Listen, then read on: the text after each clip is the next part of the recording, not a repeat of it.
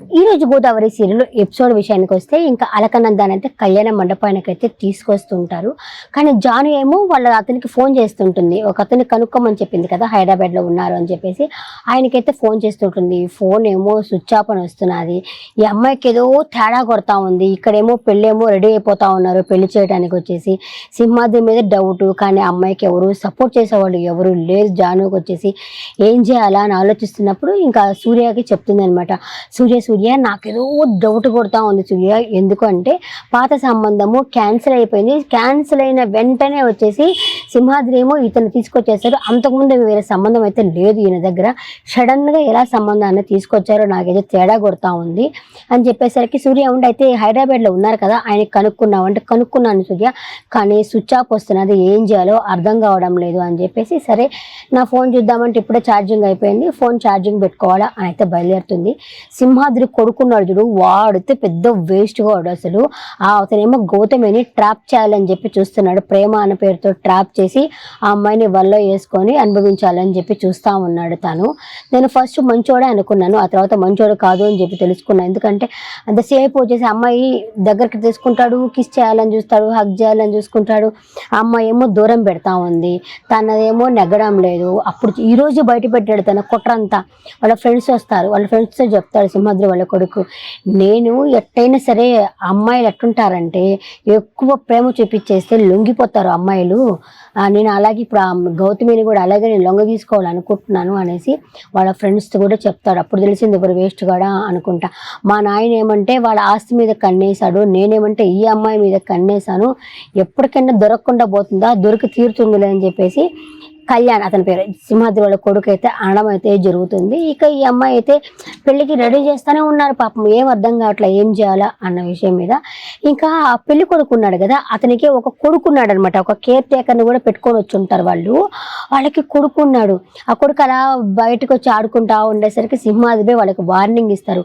అసలు నీకు బుద్ధి ఉందా బుద్ధి లేదా, నీ కొడుకుని ఎందుకు తీసుకొచ్చావు నువ్వు ఇక్కడికి, నీ కొడుకుని నువ్వు బయట తీసుకెళ్ళి ఆడుకోమని చెప్పు, ఇక్కడ ఉండడానికి వీలు లేదు, ఇది నీకు రెండో పెళ్లి అనేసి జానుకి తెలియకూడదు, అసలు ఆ అమ్మాయి మొదలే ఇష్యూ చేస్తుంది అని చెప్పేసి చెప్తున్నప్పుడు లోపలికి వెళ్తుంది జాను. ఛార్జింగ్ కోసం అని చెప్పిపోతా ఉన్నది కదా, లోపలికి వెళ్తుంది.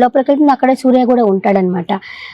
ఏంటి అంకుల్ మీరు జానుతో జాగ్రత్త ఇష్యూ చేస్తుందని చెప్తున్నారంటే, ఏమీ లేదమ్మా, జాను కొంచెం పద్ధతిగా ఉంటుంది, అందువల్ల ఏది ప్రాబ్లం రాకుండా చూడండి, లేకపోతే జాను ఇష్యూ చేస్తుంది అని చెప్తున్నాను, అంతేనమ్మా అని చెప్పానంటే, అంతే కదండి అంటే అవును అని చెప్పనంటారు. అప్పటికి జానుకైతే డౌట్ వస్తుంది. సరే అని చెప్పి అతన్ని, మీ వీసా ఎక్కడ, అమెరికాలో మీరు ఎక్కడ ఉంటున్నారు అని చెప్పేసి వాళ్ళ బావగారితో మాట్లాడుతుంది. జానుకేమో కోపం వస్తుంది. జానుకి కాదు సింహాద్రికేమో కోపం వస్తుంది. అలా అడగద్దమ్మా వాళ్ళు ఫీల్ అవుతారు అంట. అవును నేను ఫీల్ అవుతున్నాను అని చెప్తాడు ఆయన. నిజమైతే చెప్పాలి కదా, మీ వీసా చూపించండి అని చెప్పి అవుతుంది. అంతలోప్పుడు నాన్న అనుకుంటే ఆ పిల్లడు కూడా వస్తాడు. అదేంటండి అబ్బాయి నాన్న అని పిలుస్తున్నాడు ఏంటండి అని చెప్పి జాను అడుగుతుంది.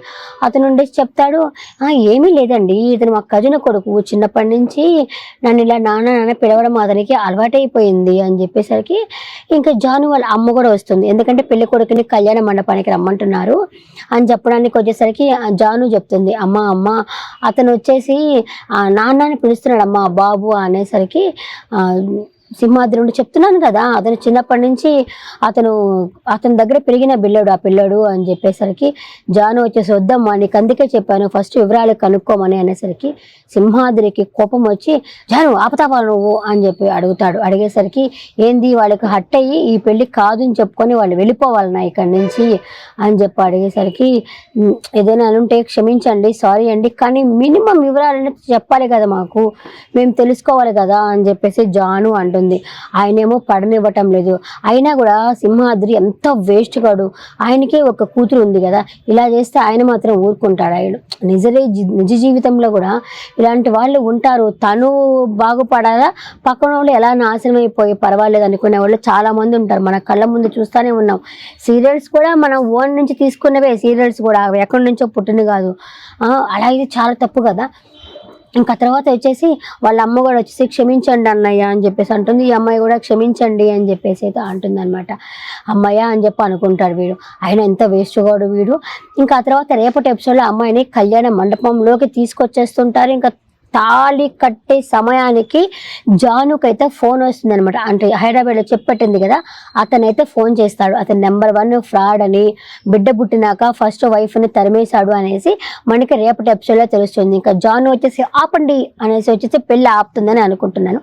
ఈ రోజు ఎపిసోడ్ పట్ల మీ అభిప్రాయాన్ని కమెంట్ సెక్షన్లో కమెంట్ చేయండి. అసలు ఈ సీరియల్ ఎంతమంది చూస్తున్నారు అనే విషయాన్ని కమెంట్ సెక్షన్లో కమెంట్ చేయండి.